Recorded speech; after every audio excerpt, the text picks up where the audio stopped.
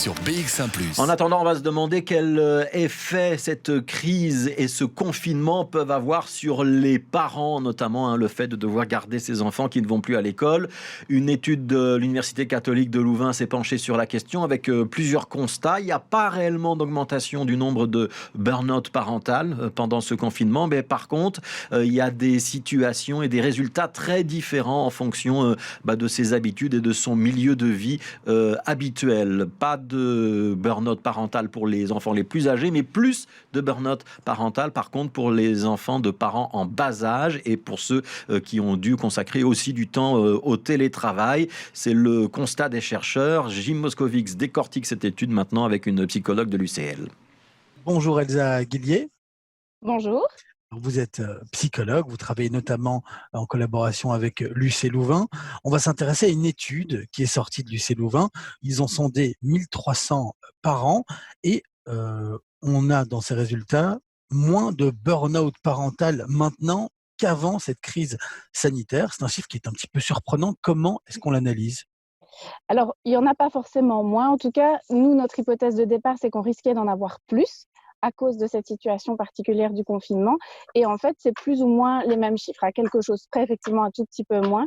Maintenant, ce dont on s'aperçoit, c'est qu'effectivement, soit les parents vont prendre le confinement comme une opportunité, et donc il y a quand même plus ou moins 30% des parents qui saisissent l'opportunité de passer plus de temps de qualité avec leurs enfants, mais on se rend compte aussi qu'il y a plus ou moins 15% 15 à 20% de parents qui, pour eux, ont une augmentation des symptômes de leur burn-out parental et pour qui ça peut devenir vraiment un vrai cauchemar.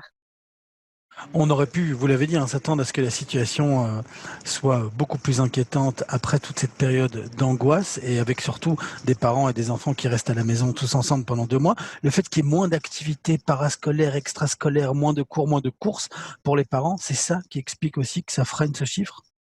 Tout à fait, il y a une baisse de la charge mentale en fait. Donc tout ce qui va être courir pour aller préparer pour emmener un enfant ou l'autre au sport, à l'activité musicale, etc. Ça, il y a vraiment une diminution de la charge mentale. De même que penser au sac de piscine, à apporter telle ou telle collation, etc.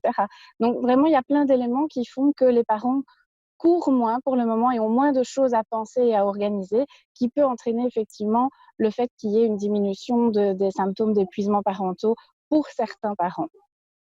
On peut donc en déduire que ce qui peut provoquer un burn-out, c'est plus la course dans la vie avec les enfants plutôt que le fait de passer beaucoup de temps en famille ? Disons qu'il y a un certain nombre de facteurs de risque. On se rend compte que l'épuisement parental, ça va être dû à des choses qui viennent s'accumuler. Donc oui, le rythme effréné de la vie peut en faire partie, mais il y a d'autres choses aussi qui vont être beaucoup plus liées aussi aux critères personnels de la personnalité du parent ou de la conjugalité, la coparentalité, donc la manière dont on va gérer finalement cette parentalité avec le conjoint par exemple ou avec un grand-parent, etc. Donc on se rend compte que c'est pas juste une chose en tout cas qui fait qu'on va tomber en épuisement, mais effectivement le rythme effréné et le fait de ne pas avoir de temps pour soi peut être un facteur de risque également. Tomber en épuisement, en burn-out parental, c'est quoi les premiers symptômes ? Alors, pour être diagnostiqué en épuisement parental, il y a vraiment plusieurs facettes à cet épuisement. D'abord, c'est l'épuisement physique. Ce sont des parents qui sont au bout du rouleau. Ensuite, c'est la distanciation émotionnelle qu'ils vont mettre avec leurs enfants. Donc, c'est des parents qui vont être en mode automatique, en fait, qui vont faire un petit peu le nécessaire, les soins de base, etc., avec leurs enfants, mais qui n'ont plus envie de les entendre raconter leur journée, qui n'ont plus envie de jouer avec eux, où il y a vraiment ce côté robotique qui est présent dans la parentalité. Et puis la dernière chose, c'est le fait d'être en saturation et en perte de plaisir par rapport à son rôle de parent. Donc on entend des témoignages qui expliquent avant, le mot maman, c'était le mot le plus beau que je pouvais entendre, c'était le plus beau cadeau, et maintenant c'est devenu une torture. Donc c'est vraiment des choses qui sont très importantes à relever et qui ont des graves conséquences sur une famille entière.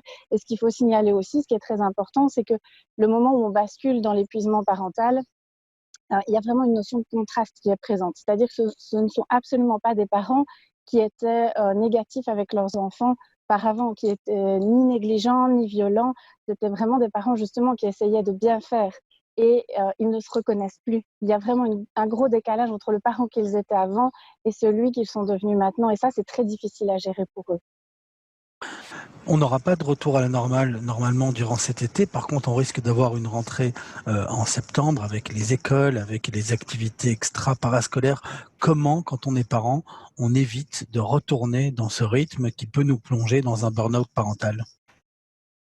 Alors, on peut agir à différents niveaux. En fait, on va essayer de diminuer les stress auxquels on fait face actuellement. Malheureusement, la crise sanitaire actuelle fait que certains stress ne sont pas évitables, comme par exemple, on nous demande de garder les enfants en bas âge. On sait que les maternelles ne vont pas reprendre effectivement avant septembre.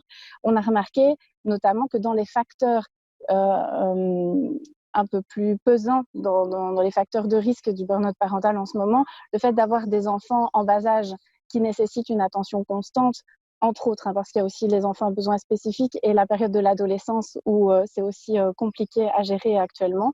Mais en tout cas, voilà, on se rend compte que pour ces parents, ça risque d'être assez compliqué, mais on va essayer de diminuer les stresseurs pour pouvoir répondre à votre question et on va surtout essayer d'aller chercher les ressources, soit des ressources qui étaient déjà présentes mais auxquelles on ne fait pas suffisamment appel, soit on va brainstormer en fait pour essayer de trouver des nouvelles ressources pour pouvoir rebondir en fait et trouver des pistes pour éviter de s'épuiser parce qu'une fois qu'on atteint cet état d'épuisement parental, déjà on se rend compte au niveau de la ligne SOS Parents qui vient d'être ouverte que de plus en plus au fur et à mesure des semaines, on a des situations familiales, c'est-à-dire ça n'est pas encore mesuré par les études, hein, mais c'est plus une observation clinique où on a par exemple la maman qui va téléphoner, mais qui va dire mon mari n'en peut plus, il n'arrive pas à me soulager et m'aider non plus. Donc en fait, on parle aussi parfois aux conjoints aussi lors de cet appel téléphonique. Donc voilà, c'est vraiment important de pouvoir aller chercher des ressources et des ressources ensemble pour pouvoir sortir de cette crise finalement le mieux possible ou le moins mal en tout cas. Merci beaucoup Elsa Guillier. Je rappelle que vous êtes psychologue, rattachée notamment à l'UC Louvain et que vous étiez notamment bénévole sur la plateforme Détresse Parents durant tout ce confinement. Merci beaucoup.